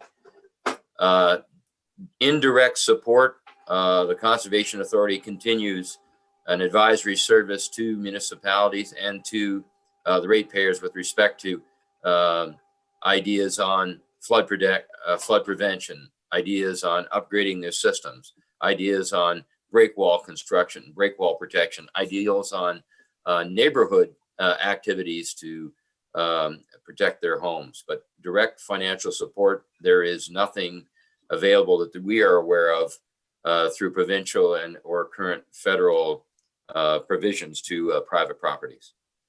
Okay, thank you, Tim. Thank you, Councillor. Councillor Vander Dolen, followed by, I think, Councillor or Deputy Mayor Becchetti, who might have had a question. Thank you, Mr. Chair. Just a brief statement. I want to tell the board that the public never hears the good news on water levels, and there was great news last month. All the lake levels dropped, and they dropped more than normal. I mean, we always tell them the bad news. We never tell them when, well, actually it got a little better. Lake Superior, which is the largest reservoir by far, it's almost equal to all the other lakes, normally goes down by 0.8 inches. It went down almost 400% more than that. It went down like 3.2 inches, which is trillions of gallons. So the main reservoir has dropped precipitously, which is great. And Michigan and Huron also dropped. Unfortunately, Lake St. Clair is still crazy high. And Erie's down 2 feet, but it's still high. But anyway, the good news is it went down way more than expected and way more than they were predicting a year ago. So I think we need to focus on the good news. I know it's still bad, but there is light at the end of the tunnel here. Thanks. Thank you, Councillor. Deputy Mayor Bichetti, did you have a comment? Or maybe I didn't. No? Okay. Any other questions, board members? Seeing none. Looking for direction, motion to receive. Councillor Desjardins, seconded by Councillor Lucier. Any opposition? Seeing none, thank you. BD 4620, Watershed Management Services Activities Report. Mr. Bernie is available to answer questions on this report. Move the report. Councillor Janice moves the report. Any, do I have a seconder? Councillor Malik, anyone opposed? Seeing none, thank you. Environmental, okay, moving straight down to new business. New business, any members would like to raise any new business here? It's your opportunity. Seeing none. Okay, other business. Executive committee report. As we know, we were all very saddened to learn of the passing of Councillor John Jacobs. And he had been an active member of the executive committee, and with his passing last month, a vacancy was created.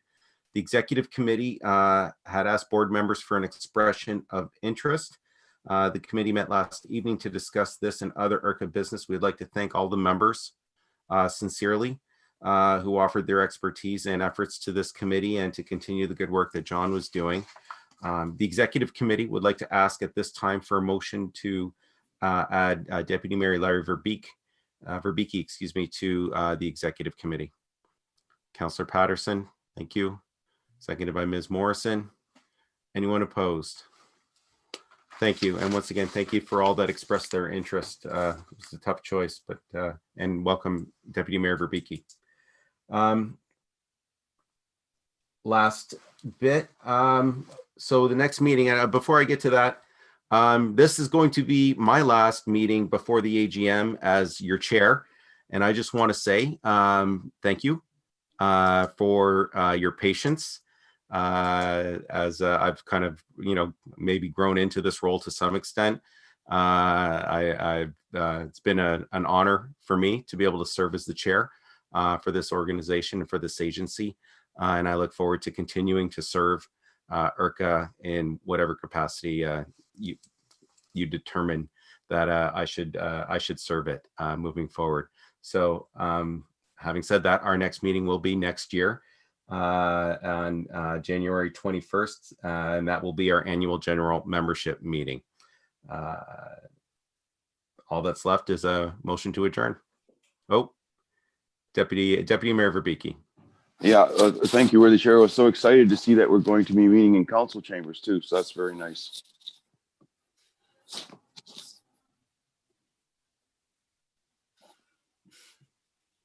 Is that what I'm reading right under 15B?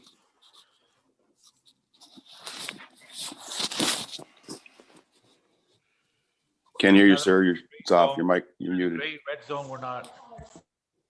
It does say via Zoom. I got mine says. Oh, sorry, mine says in council chamber. I don't know. I'm on page 2 of 131. Maybe I'm reading the wrong agenda. Thank you. I'm working out. It will be a Zoom meeting unless otherwise notified. I'll just say that. But also, you also know that the chair, outgoing chair, has to buy. There's a pizza party too, so I don't know when we're going to have that. That's another. Don't want to be chair because I can't afford the pizza. I'll take a rain check on that. Okay, thanks. And Right, wine. everybody. Be safe. All the best over the holiday season, and be well, everyone. Good night. Or, well, sorry, official. I needed an official motion to adjourn. So, Ms. Morrison. Can I just, excuse me, Chair, just wanted to say something. Oh, I want to thank you for your leadership through Me the too. tough challenge we had. It's very not often that we have those challenges. You did a fantastic job guiding us through it. Thank you. Yeah, that's high praise. once again, thank you. Thank you very much. Thanks, Karen. Okay. Merry Christmas. Marilyn. All the best, everybody. Motion to adjourn. Okay, Oh, fine. Marilyn's got something. Sorry. Sorry. Okay. Deputy Mayor Bailey and Councillor Courtney. Anyone opposed? Oh, Ms. Morrison, did you want to chime in? I'm so sorry. Marilyn, you're muted. You're muted, Marilyn. Okay, I was going to chime in before Councillor Janice did, but because I agree. I think that you have done a yeoman's job of taking us through all of the difficulties that we've had. And I've said this before and I'll say it again. I've been very impressed with your leadership. So thank you very much. People aren't allowed to make me get emotional my last time in the chair, but I'll just say thank you very much. And again, it really has been my honor. Certainly a highlight of the term for me so far as a rookie counselor. No question about that. Thank you, everybody. Be safe, be well. All the best in the holidays. Merry Christmas, everybody. Happy holidays, everyone. Stay healthy. Yes. Merry Christmas, Be everybody. safe.